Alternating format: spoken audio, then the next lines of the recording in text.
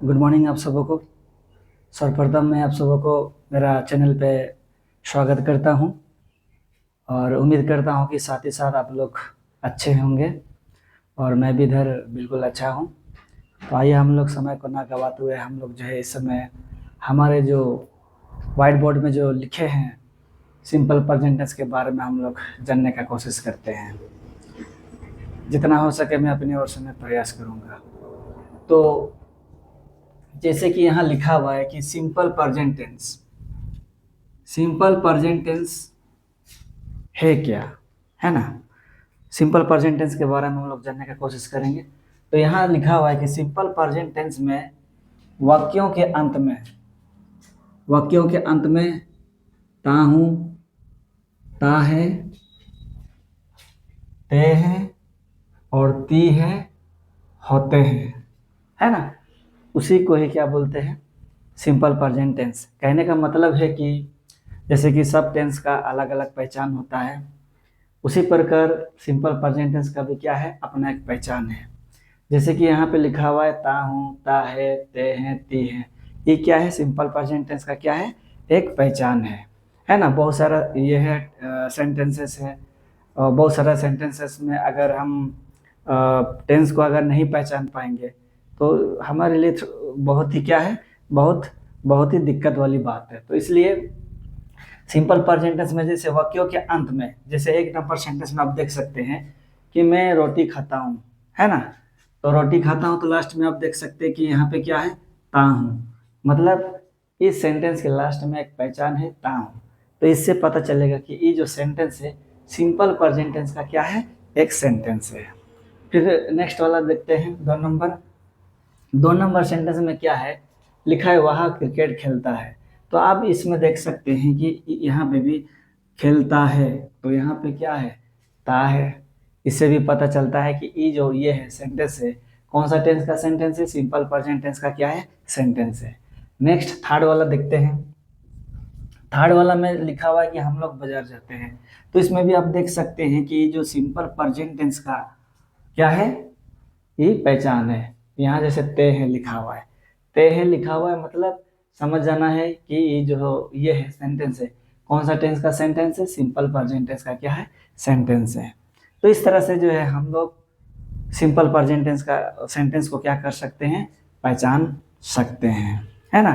तो आइए हम लोग फिर आगे आगे की ओर हम लोग जाते हैं। मैं उम्मीद करता हूँ कि सिंपल प्रेजेंट टेंस का सेंटेंस को कैसा पहचानना है ये आप लोग जान गए हैं, समझ गए हैं ना। तो आइए हम लोग आगे की ओर जाते हैं। तो हर टेंस का क्या होता है, अपना अपना रूल होता है, स्ट्रक्चर होता है। रूल बोलो या स्ट्रक्चर बोलो, है ना, दोनों में से एक। जैसे यहाँ पे लिखे रूल लिखे हैं, तो रूल इसमें क्या होता है कि सर्वप्रथम जो है क्या होता है, सब्जेक्ट होता है। सब्जेक्ट का बाद क्या होता है, वर्ब फ्रॉम फोर होता है, मतलब वर्ब का फोर, है ना, वर्ब का फोर रूप लगता है। इसका बाद क्या होता है, ऑब्जेक्ट होता है। क्या होता है, ऑब्जेक्ट होता है। तो ये जो रूल है उसी समय हम लोग यूज करना है जब हम लोग हिंदी से इंग्लिश में जब हम लोग क्या करेंगे, ट्रांसलेट करेंगे। उसी समय जो है इसी रूल के अनुसार हम लोग को जो है हिंदी सेंटेंस को इंग्लिश में क्या करना है, ट्रांसलेट करना है। समझे। इसके बाद में नीचे में आप देख देख सकते हैं कि यहाँ पे क्या लिखे हैं, और जस्ट उसका नीचे में लिखे हैं कि सब्जेक्ट वर्ब, वर्ब का साथ एस या ई एस, है ना। जैसे कि ये जो दोनों जो ये है स्ट्रक्चर है, जैसे यहाँ ऊपर वाला और सेकंड वाला, है ना। तो फर्स्ट वाला और सेकंड वाला में क्या है डिफरेंस, क्या है कि यहाँ पे क्या लिखे, वर्ब फ्रॉम फोर लिखे हैं, और यहाँ पे क्या लिखे, वर्ब का साथ एस या ई एस, है ना। तो कहने का मतलब है वर्ब फ्रॉम फोर में ही, है ना, वर्ब का साथ एस और ई एस क्या हुआ रहता है, जुड़ा हुआ रहता है। कोई कोई टीचर जो है इस रूप से बताते हैं, कोई कोई टीचर जो है इस रूप में बताते हैं। तो हम सोच रहे चलिए कम से कम दोनों को एक साथ क्या करते हैं, है ना, बताते हैं। तो कहने का मतलब है इसमें डायरेक्ट लिख सकते हैं वर्ब फ्रॉम फोर, और इसमें लिख सकते हैं वर्ब का साथ एस या ई एस, है ना।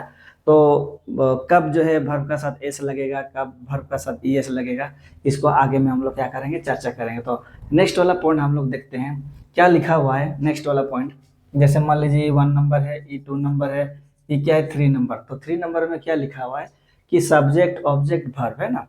तो इस जो ये है स्ट्रक्चर या रूल, इस स्ट्रक्चर में से हम लोग को यही समझ में आता है कि जब कोई सेंटेंस है ना, हिंदी वाला जब सेंटेंस हिंदी वाला कोई वाक्य क्या होता है, जब कोई सेंटेंस होता है ना हिंदी वाला, तो उसमें क्या होता है कि वो जो सेंटेंस हिंदी वाला जो सेंटेंस है वो किस में कौन सा फॉर्म में रहता है, इस वाला फॉर्म में रहता है ना।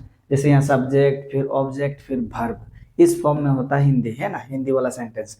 अभी हम लोग इसमें देख सकते हैं जैसे सब्जेक्ट है, सब्जेक्ट अब देख सकते हैं ये क्या है, सब्जेक्ट है ना। हम लोग क्या है, सब्जेक्ट है। सब्जेक्ट का बात ये क्या है, ये जो बाजार लिखे ये बाजार क्या है, ऑब्जेक्ट है ना। और इसके बाद लास्ट में जाते हैं, ये क्या है, वर्ब है। तो इस ये से थर्ड नंबर स्ट्रक्चर से हम लोग को पूरा क्लियर हो गया है कि कोई भी हिंदी का जो सेंटेंस है वो किस फॉर्म में होता है, इस फॉर्म में होता है ना, इस स्ट्रक्चर के रूप में होता है। समझे। फिर नेक्स्ट क्या लिखे हैं, 4 नंबर में लिखे हैं कि सब्जेक्ट वर्ब, है ना। तो इस चौथा वाला जो रूल में है ना, चौथा वाला रूल में हम लोग को यही सिखाता है कि हर सेंटेंस में जो है, हर सेंटेंस में जो है क्या नहीं होता है, ऑब्जेक्ट नहीं होता है। क्या नहीं होता है, ऑब्जेक्ट नहीं होता है। जैसे कि मान लीजिए आप देख सकते हैं ये क्या है, ये जो है अब मैं जो है ये सब्जेक्ट है, ये क्या है, ऑब्जेक्ट है ना, ऑब्जेक्ट है। और ये जो मैं खाता हूँ क्या हो गया, ये वर्ब हो गया। तो सब्जेक्ट वर्ब ऑब्जेक्ट, सॉरी उल्टा बताएं, ये सब्जेक्ट ऑब्जेक्ट वर्ब है ना, ये 3 चीज़ है इसमें।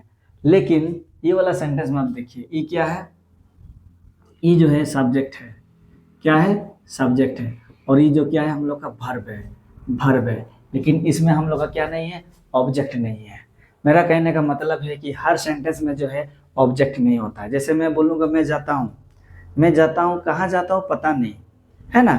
मैं जाता हूँ, मैं हो गया सब्जेक्ट, जाता हूँ वर्ब हो गया। लेकिन कहाँ जाता हूँ पता नहीं है, वो हो गया कहाँ, मतलब पूरा ये नहीं है ना, कंफर्म नहीं है कि कहाँ जाना है। तो कहाँ जाना है कंफर्म नहीं है, मतलब वहाँ पे ऑब्जेक्ट नहीं है ना। इस तरह से जो है हम लोग क्या कर सकते हैं, सेंटेंस को पहचान सकते हैं। और जो यहाँ जो रूल जो हम लोग का जो स्ट्रक्चर 4 है उसको क्या कर रहा है, रिलेट कर रहा है ना। ये जैसे वहाँ ये सब्जेक्ट हो गया, पढ़ता है, ये क्या है हो गया, वर्ब हो गया। इस रीति से जो है हम लोग क्या कर सकते हैं, कोई भी हिंदी वाला सेंटेंस को क्या कर सकते हैं, हम लोग पहचान सकते हैं। क्या कर सकते हैं, पहचान सकते हैं। लेकिन ये वाला जो दोनों जो स्ट्रक्चर है 3 और 4 है ना, 3 और 4 जो है जब भी हम लोग को क्या करना है, ट्रांसलेट करना है, तो हम लोग को जो है ये दोनों ये जो है स्ट्रक्चर को क्या करना होगा, फॉलो करना होगा। माने उसके अनुसार क्या करना होगा, बनाना होगा, है ना। ये दोनों के अनुसार मतलब इस रूप मतलब ये जो दो स्ट्रक्चर है 3 और 4 के रूप में क्या रहता है, सेंटेंस रहता है। लेकिन हम लोग इस रूप में क्या करना है, ट्रांसलेट करना है ना। मैं उम्मीद करता हूँ आप लोग समझ गए हैं। तो आगे हम लोग देखते हैं।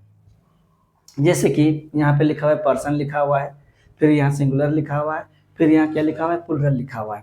तो पर्सन मतलब हम लोग जानते हैं कि पर्सन जो है कितना प्रकार का पर्सन होता है। जैसे यहाँ पे जो फर्स्ट पर्सन है, सेकेंड पर्सन है, थर्ड पर्सन है ना।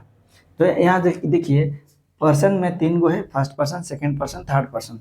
लेकिन फर्स्ट पर्सन है, फर्स्ट पर्सन का सीधा आप देखिए क्या लिखा हुआ, आई लिखा हुआ है। तो कहने का मतलब है फर्स्ट पर्सन जो है, ये जो फर्स्ट पर्सन जो है कौन आता है, आई आता है ना। आई जो है फर्स्ट पर्सन में आता है, लेकिन किस में आता है, सिंगुलर में आता है। किस में आता है, सिंगुलर में आता है। इसके बाद फर्स्ट पर्सन में जो है वी भी आता है, लेकिन ऊपर में क्या लिखा हुआ है, प्लूरल लिखा हुआ है। तो कहने का मतलब मेरा कि आई जो है वो फर्स्ट पर्सन में आता है और सिंगुलर नंबर में आता है। और वी जो है हम लोग का फर्स्ट पर्सन में आता है लेकिन प्लूरल में आता है। तो जहाँ कहीं भी फर्स्ट पर्सन है ना, फर्स्ट पर्सन चाहे सिंगुलर हो या प्लूरल हो, तो वहाँ पे जो है वर्ब का साथ क्या बोले हम, वर्ब के साथ जो है, वर्ब का साथ जो है एस और यस नहीं लगेगा। मतलब वर्ब का साथ जो है एस और यस नहीं लगता है। इसका बाद सेकेंड नंबर में हम लोग का क्या है, सेकेंड पर्सन। सेकेंड पर्सन में क्या है, देखिए सीधा में देखिए सेकेंड पर्सन का सीधा में यहाँ यू है, तो ऊपर में देखिए सिंगुलर लिखा हुआ है। तो मतलब यू जो है सेकेंड पर्सन में आता है ना, सिंगुलर में आता है। यू जो है सिंगुलर मतलब सिंगुलर जो है, यू जो है सिंगुलर थर्ड सेकेंड पर्सन में आता है ना। जैसे बोलेंगे आप, है ना, तुम, ये क्या अकेला है, मतलब एक जन है, इसलिए ही क्या है, सिंगुलर में आता है, सिंगुलर में आता है। और कौन सा पर्सन में आता है, सेकंड पर्सन में आता है। जैसे फिर इसका आगे में देखिए, ऊपर में लिखा हुआ है प्लुरल, आप लोग, आप दोनों, एक से ज्यादा हो गया। तो कहने का मतलब यू जो है, दोनों में यू सेम ही रहेगा, लेकिन डिफरेंस यही है कि इसमें प्लुरल होगा और इसमें सिंगुलर होगा, है ना। यही दोनों में क्या है, डिफरेंस है। फिर आगे, अच्छा फिर इसमें इसमें भी क्या नहीं होगा, वर्ब का साथ जो है, वर्ब का साथ जो है क्या नहीं होगा, एस और यस नहीं लगेगा। जब जिस समय हम लोग ट्रांसलेट करेंगे ना, उस समय जो है वर्ब का साथ जो है एस और यस नहीं लगेगा। नेक्स्ट, थर्ड पर्सन लिखा हुआ है ना, थर्ड पर्सन, तो थर्ड पर्सन जो है कौन कौन आता है, ही, सी, शंकु, इट, ये सब किस में आता है, थर्ड पर्सन आता है। और कौन सा नंबर में आता है, सिंगुलर नंबर में आता है। तो कहने का मतलब है ही, सी, शंकु, इट, है ना, और भी है ना, जो थर्ड पर्सन मतलब जो सिंगल है, सिंगुलर है ना, वो लोग मतलब वो सब जो है किस में आता है, सिंगुलर में आता है, और किस में आता है, थर्ड पर्सन में आता है। तो ये सब जब भी रहेगा, सिंगुलर भी होना चाहिए, तो उस समय जो है वर्ब का साथ जो है हम लोग क्या लगा सकते हैं, वर्ब का साथ जो है हम लोग एस या ईएस क्या कर सकते हैं, लगा सकते हैं। मतलब ही, सी, इट, शंकु और इट जब भी रहेंगे सिंगुलर होना चाहिए, है ना। ये सब जो है रहने से, है ना, हम जो बोले यही चीज होना जरूरी नहीं है ना। इसके ही की जगह में नाम भी हो सकता है, सी की जगह में नर्स भी हो सकता है, डॉक्टर भी हो सकता है, कुछ भी। तो हम लोग को जो जिस समय हम लोग ये करेंगे, ट्रांसलेट करेंगे, उस समय हम लोग को क्या होगा, मतलब हम जान जाएंगे कि कौन किसका साथ वर्ब का साथ एस लगेगा और किसका साथ ईएस लगेगा, है ना। तो ये सब क्या है, यहाँ ऊपर में लिखे हैं सिंगुलर, है ना, ये सब क्या है, सिंगुलर है। तो जब भी हम लोग ट्रांसलेट करेंगे तो वर्ब का साथ एस या ईएस लगेगा, है ना। इसका बाद में देखिए, इसी का ही थर्ड पर्सन में दे है, रतन है ना, रतन एंड शंकु। तो कहने का मतलब दे जो है ना, दे क्या है, थर्ड पर्सन में आता है लेकिन प्लुरल है ना। जैसे रतन एंड शंकु, दो नाम है, रतन एक लड़का है, शंकु एक लड़का है, दो है। तो दो जन में क्या है, एक से ज्यादा होने से क्या नहीं होगा, वर्ब का साथ जो है यहाँ पे भी क्या नहीं होगा, वर्ब का साथ जो है, वर्ब का साथ जो है यहाँ पे एस और यस नहीं लगेगा, मतलब क्रॉस चिन्ह दिए मतलब नहीं लगेगा, समझे। इस तरह से जो है हम लोग क्या कर सकते हैं, समझ सकते हैं। तो जितना हो सके मैंने अपने ओर से समझाने का मैं कोशिश किया, और इससे भी और आगे हम लोग बना सकते हैं। जैसे कि इस जो हम लोग का जो फर्स्ट वाला ये है स्ट्रक्चर वन या रूल वन, इसके अनुसार अगर करते हैं तो उसमें देखिएगा ऑलरेडी जो है, जैसे कि लिखा हुआ रहेगा verb one, verb two, verb three, verb four, verb five, है ना। जैसे लिखा हुआ ईट, ईट लिखा हुआ है वर्ब वन, तो यहाँ पे लिखा हुआ एट, एट ई, एट क्या है, वर्ब टू। तो यहाँ लिखते हैं बढ़िया से एट, इसके बाद ईटेन, देखिए ईटेन, इसके बाद ईट्स हो गया, है ना, ईट्स हो गया। और यहाँ पे क्या होगा, ईटिंग होगा। तो कहने का मतलब है, तो यहाँ पे क्या लिखा हुआ, एड्स लिखा हुआ है ना। तो इसके अनुसार से भी हम लोग क्या कर सकते हैं, बना सकते हैं। लेकिन फिर भी हम लोग को जो है, ये जो थर्ड पर्सन वाला जो है, हम लोग को समझना क्या है, बहुत जरूरी है। थर्ड पर्सन होने से क्या होगा, वर्ब का साथ एस और यस लगेगा, और प्लुरल होने से क्या नहीं होगा, वर्ब का साथ एस और यस नहीं लगेगा। तो उम्मीद करता हूँ मैं जितना हो सका मेरे ओर से मैं समझाने का मैंने कोशिश किया। और इसी रीति से जो नेक्स्ट जो हम लोग ये बनाएंगे, नेक्स्ट एक्सरसाइज बनाएंगे, जो प्रैक्टिस सेट जो बनाएंगे, उसमें फिर से हम लोग जो है प्रैक्टिस करेंगे। और उसमें जो है किस रीति से जो है कहाँ पे वर्ब का साथ एस लग रहा है, ई एस लग रहा है, उस चीज़ हम लोग सीखने का प्रयास करेंगे। ठीक है, इतना ही मेरे ओर से, और इसी के साथ